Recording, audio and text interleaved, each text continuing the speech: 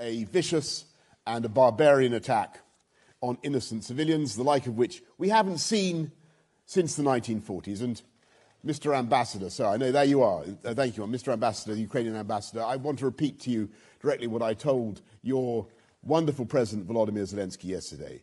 We stand with the Ukrainian people, and our hearts go out to them. And tens of thousands of people in this country are opening our homes to the people of Ukraine. We say thank you to them and we applaud them. And with every day that Ukraine's heroic resistance continues, it is clear that Putin has made a catastrophic mistake. And you have to ask yourself why he did it. Why did he decide to invade this totally innocent country? He didn't really believe that Ukraine was going to join NATO anytime soon. He knew perfectly well there was no plan to put missiles on Ukrainian soil.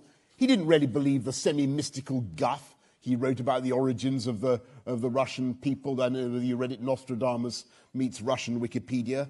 I think that wasn't what it was about. I think he was frightened of Ukraine for an entirely different reason.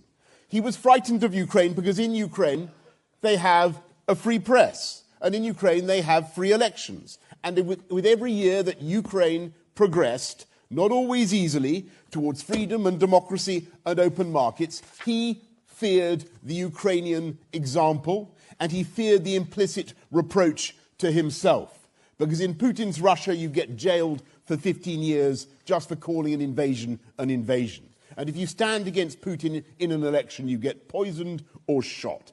And it's precisely, that's what happens. And it's precisely because Ukraine and Russia have been so historically close that he has been terrified of the effect of that Ukrainian model on him and on Russia. And he's been in a total panic about a so-called color revolution in Moscow itself. And that's why he's trying so brutally to snuff out the flame of freedom in Ukraine, and that's why it is so vital that he fails, because a victorious Putin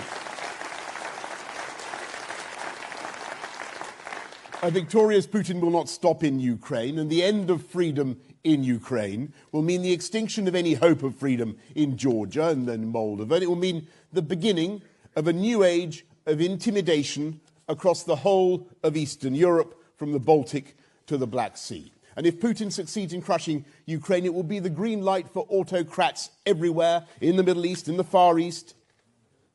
This is a turning point for the world.